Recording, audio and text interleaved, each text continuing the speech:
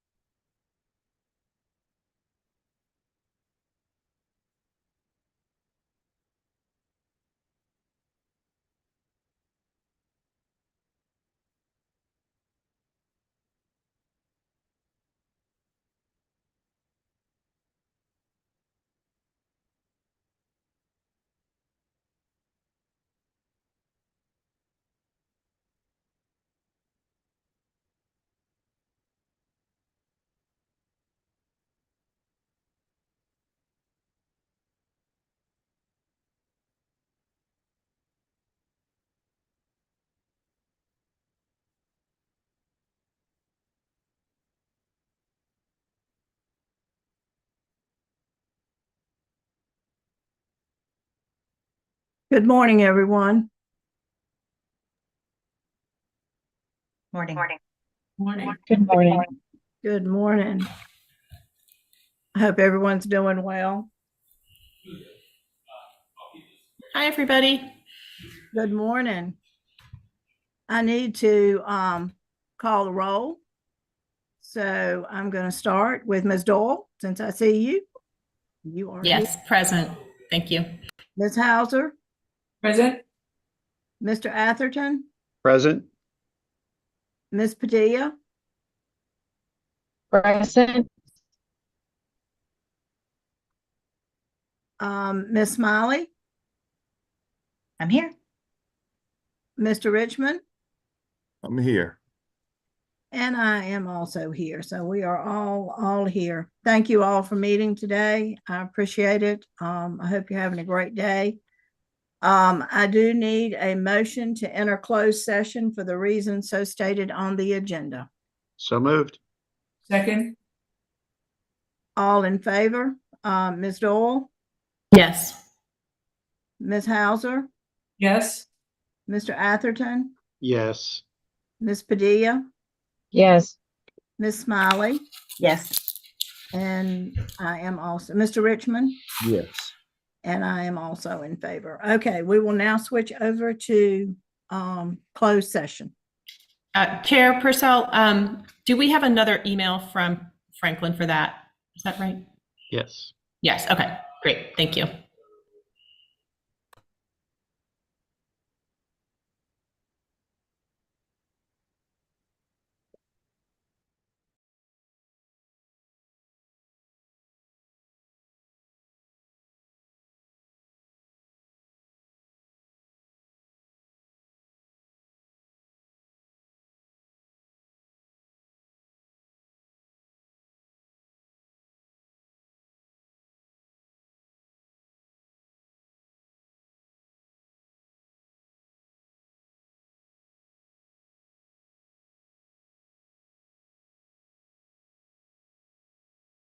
I think. I did. I get down So there.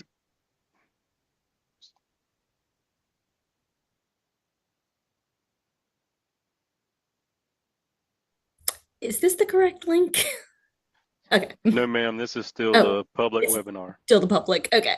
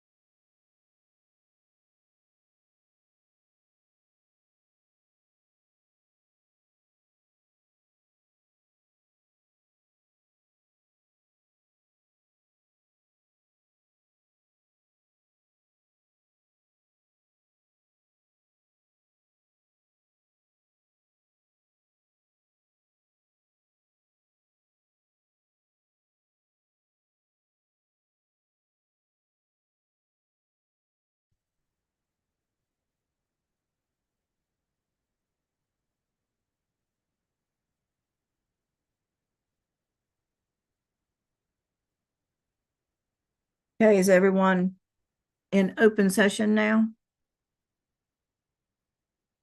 I can't see everybody, so, I'll check for you, Ms. Purcell. We're waiting for Carrie. Yes, ma'am.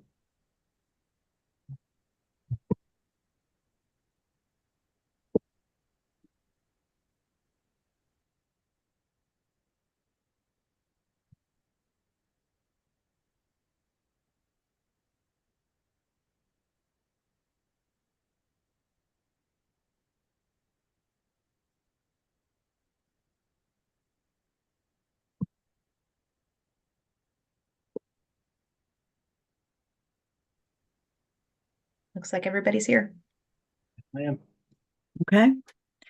All right, I'd like to call this meeting to order for the Monday, July the 22nd, our virtual meeting. Welcome, everyone. And we need to adopt our agenda. Do I have a motion to adopt? So moved. This is Sarah.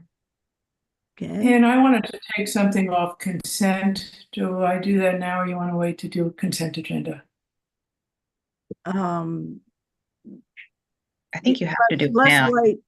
Let's go ahead and do it now, and then we can. All right, I'll withdraw my motion. Okay, Well, what, I'd like to pull the facility use fee schedule. That's item C on consent. It's item C. Yeah, yes, that's what you said. Okay, so Yeah. motion to approve the agenda with the removal of that item and putting that on for discussion below. okay, and we can discuss that before the Title IX procedures. Sure. Okay. All right, Second. second, all right.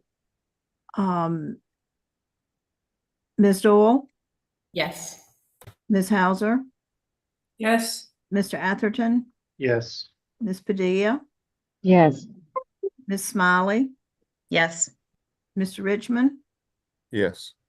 and I vote yes as well. Okay, so the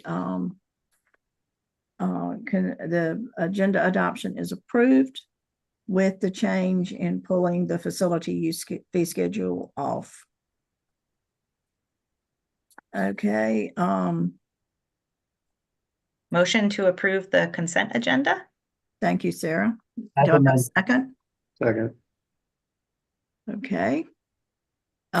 Ms. Doyle, Yes. Ms. Hauser, yes, Mr. Atherton, Yes. Ms. Padilla, yes, Ms. Smiley, Yes. Mr. Richmond, Yes. and I vote yes as well. Okay, thank you all for that. That motion is approved. Okay, discussion action items. Before we discuss the one that is listed, we will put in the fee schedule, facilities use fee and fee schedule for 24-25. Ms. Hauser, you asked that be pulled, so would you like to share? Sure. I just wanted to, I've been getting calls from people playing tennis at the Orange High School, on the Orange High School courts. Right now, the courts are being repaired, and people are being told they'll be no longer able to play there.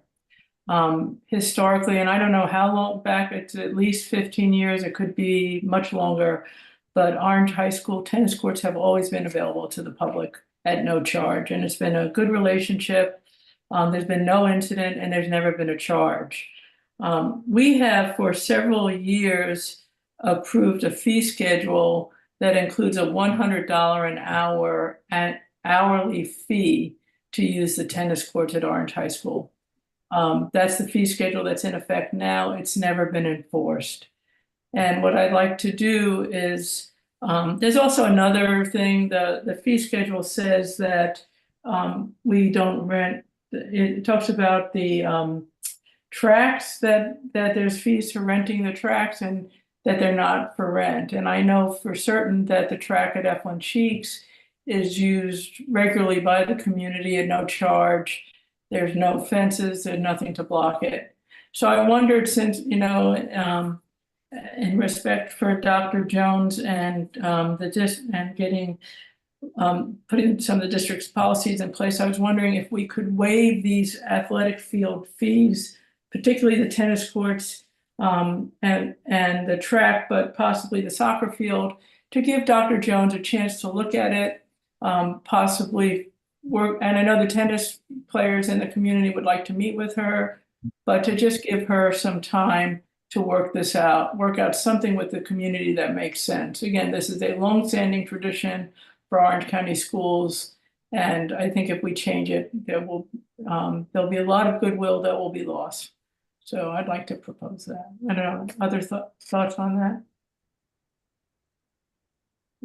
So Bonnie, I don't have an issue doing that, especially for the individuals, but obviously for companies that want to use it, I don't want people having lessons and charging on our courts, just as where my line is on that. But for individuals, I don't have an issue. And I do know, like you said, there are a lot of groups that do morning walks around our tracks, not just at Eflin, or they get out of there before the traffic starts. And, you know, I don't personally have an issue with it, but to give Dr. Jones some time to think about it, I'm in support of that as well. If I can just add, I'm sorry, Miss Smiley. I just wanted to clarify what the proposal was. I mean, certainly I think this is something that takes a little bit more time and thought. I know we have other board policies that relate. I know there's probably safety and security concerns. I see Mr. Poole is here. So there's a lot of, I just would like to know what the proposal is, or perhaps maybe Dr. Jones could share how she would like to see us think about this.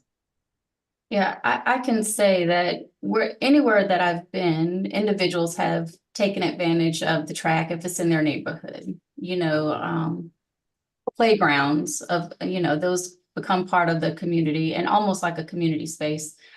However, the burden is always on us to upkeep, to ensure that when our teams enter those spaces, that they're the same way that they were left.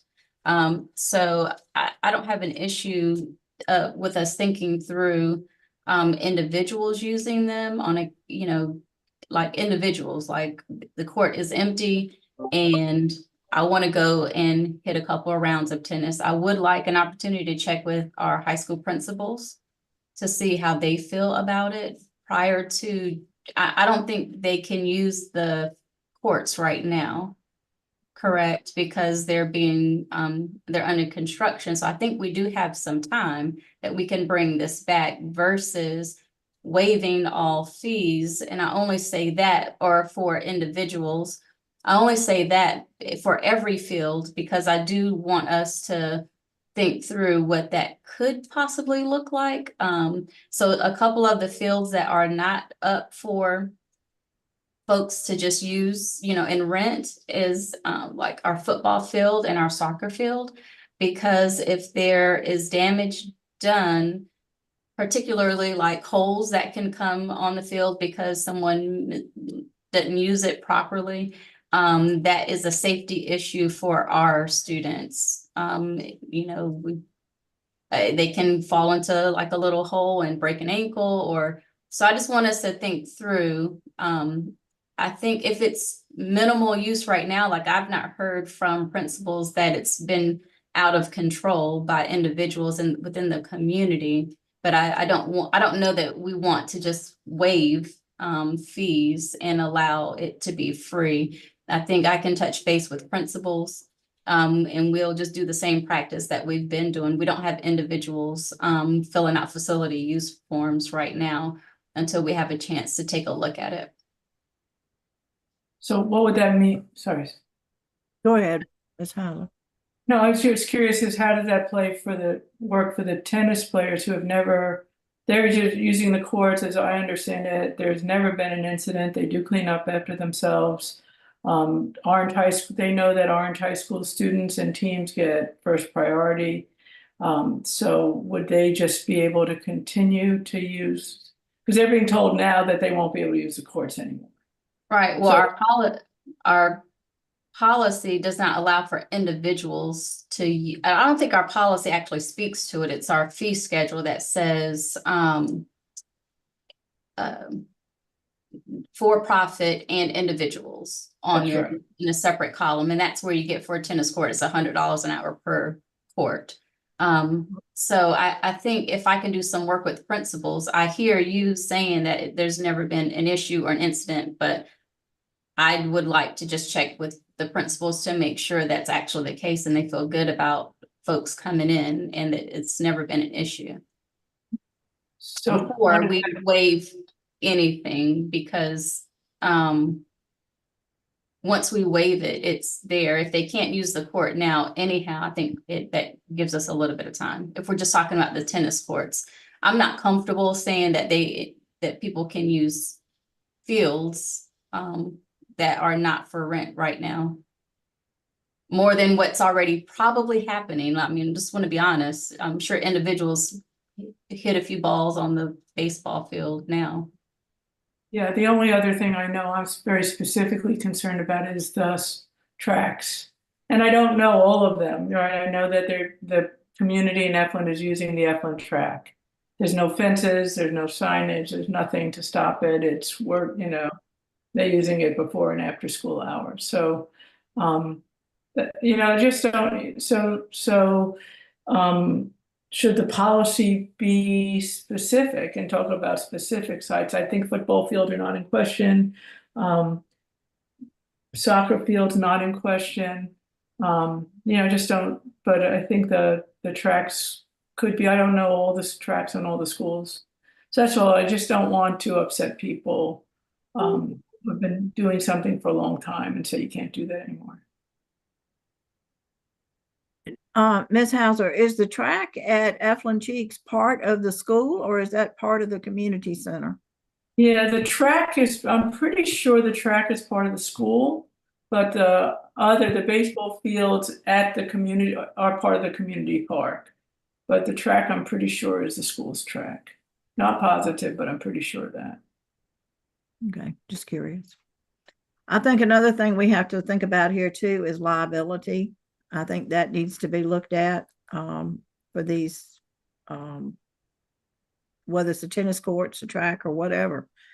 I do agree that if we've got some time right now while they're working on the court, that this can be looked at, and we can certainly go back and have conversation about this and policy committee and look at it.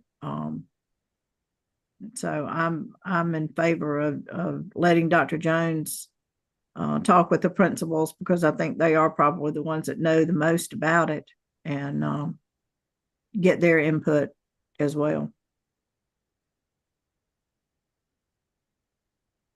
Any other comments from anyone? Or Looks like There's Ms. multiple hands Smiley and then Ms. Padilla as well, both have their hands. do what? I Couldn't hear you. Ms. Smiley I and had- Ms. Padilla have their hands. Okay, I can't see. I'm in line with Dr. Jones. Although the thought is great, but we need to do our homework, and also the liability issues are a concern of mine. If we do open the fields, then are we going to have a form that people will sign that we will not be liable for any incidents? So those are things to consider. Thank you, Yep. Ms. Padilla.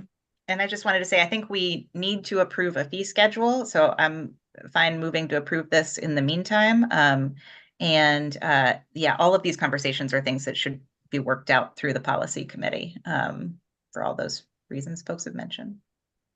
Okay, can we just how long, any sense on how long it's gonna, how much longer the Orange High School tennis courts will be under construction?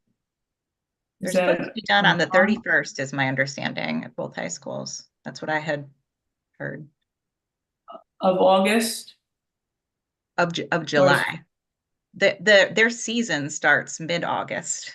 So, well, girls tennis anyway. So that's gonna be starting up even before the school year. But it's not a lot of time. I don't know if, that's all. I just can't imagine 20 years of free tennis is gonna get disrupted. And again, I agree with everything everybody's saying. I just don't know if we could have a policy conversation, or Dr. Jones, if you'll be able to get back to do something. I mean, that's 2 weeks away. I think if they know that we are working on this, that would be, that should suffice, I would think. I don't know, Dr. Jones, you may know more than I do about that, but I would think that if we can say that we're looking into this and trying to get this right, then I don't know. I do think there's some work we can do on the fee schedule as a whole, but I think it's going to take a little bit more time to be very thoughtful. And, looking at other districts around us, we're really all over the place. There's, it's open on what we are able to do. So I just think we need to fully understand what has actually been happening. Are there actual issues because of the use of courts or fields, and why we got to this place with the fee schedule? Before we say it's wide open and then we have to kind of rein it back in. I think that would be a bigger issue. And if someone does get hurt in the meantime, then who is responsible? And So I know, Neil, this is probably a question for you. We had this liability question come up because we're, working on the inclusive playground at A.L. Standback. And the concern was, hey, all of a sudden we have this playground that anybody can go in. And I believe that was shared with us is, when people come onto our grounds, we are responsible and we have coverage, but I would defer to you to give us confirmation on that. But I remember that came up for the inclusive playground as well. Can you confirm how that works? Well, yeah, I may need to study the issue a little to give you a more detailed opinion. There is a statutory immunity that applies to some community use of school facilities, but I'm not sure about the exact parameters. And would, before you make a decision that could impact liability, I'd prefer to look at that, see if there's cases. I think there's likely for things that are generally open to the public, like a playground, I think there is a statutory immunity. It's probably not, I've never seen an absolute immunity for liability in this context, but there's probably some protection. But again, not sure of the full parameters or how the decision today might impact that. So multiple items to come back to the board. So that sounds good. All right. It's an important topic. I'm glad we're having the conversation. I'm going to just say I'm a little worried about, we've had these fee schedule in place for years, but we've never enforced it. So I don't, and $100 an hour for a tennis court is a statement that we don't want anyone playing on our tennis courts. But they've been playing on those courts for years and years and years. And so it just makes me uncomfortable. So I don't know, and I haven't heard us solve that. So I think the soccer fields will be easier. I'm sorry, the tracks will be easier.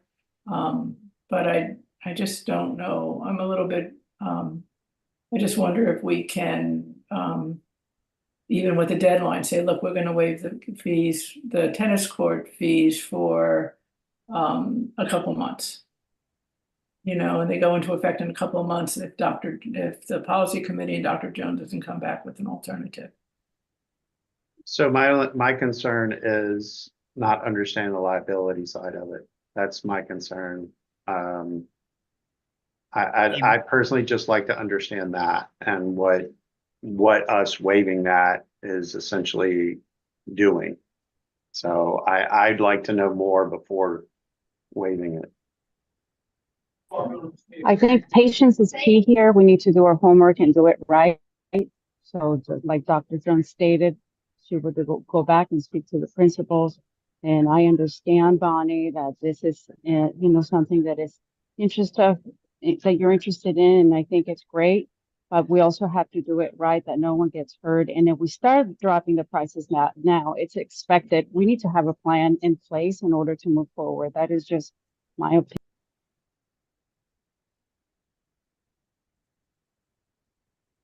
Any other comments?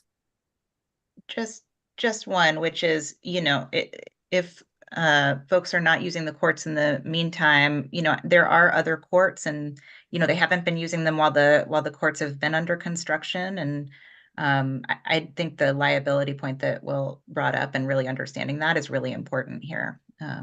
So. Yeah, and just so the other courts are at Fairview, and they're so packed because our courts have been closed that people can't play anymore. And it's been, and they're the only accessible courts. Our courts and the Fairview courts are the only affordable courts in the community. So I hear you. I understand, we've been operating a certain way for a long time, and including with this fee schedule in place. So I'll leave it there. Okay. Any other comments about this? Okay, we will leave this up to Dr. Jones and let her investigate a little bit further, and we will move into our interim Title IX procedures. We have to approve this, Ann. Oh, excuse me. Okay, do I have a motion to approve? I'm taking notes and trying to approve too. Do I have a motion to approve the tennis courts as we talked about and looking into liability, or just Motion to approve fee schedule. fee schedule? Okay, motion to approve fee schedule. Okay. So moved. If Will moved, I'll second. Otherwise, yeah, Will moved, I'll second. Okay. All right, Ms. Doyle, Yes. Ms. Hauser, No, Mr. Atherton, Yes. Ms. Padilla, Yes. Ms. Smiley, Yes. Mr. Richmond, Yes. and I vote yes as well. Okay, so it is approved with 6 yeses and 1 no. All right.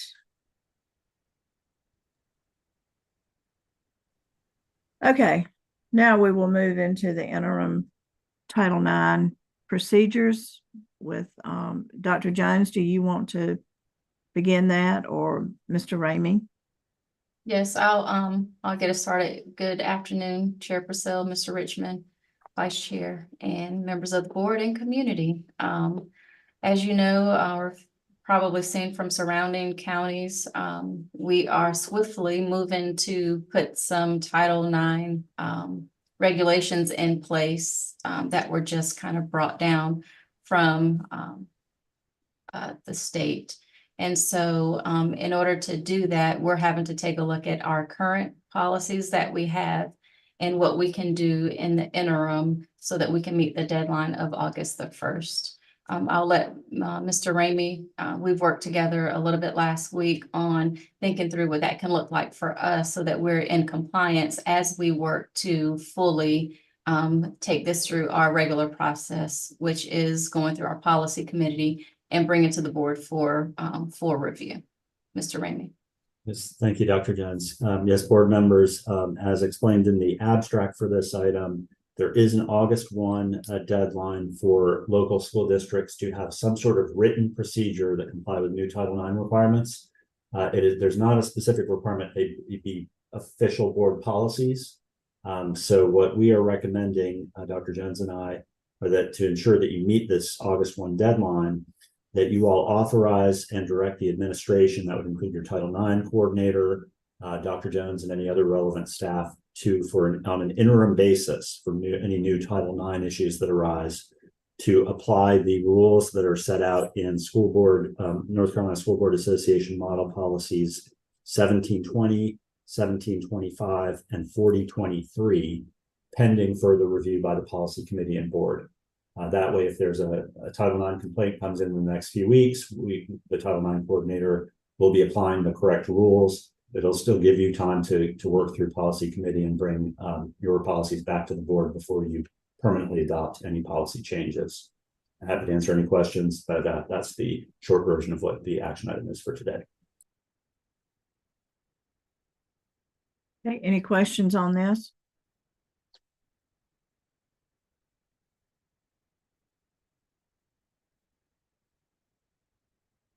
No question? I can't see hands, so if you have a question, please speak up. I raised a hand. And Okay, it's not a question, just a comment that I think that this approach makes a lot of sense. So thanks to you all for figuring out how to help us move forward in an orderly way. okay. Any other comments, thoughts? Okay.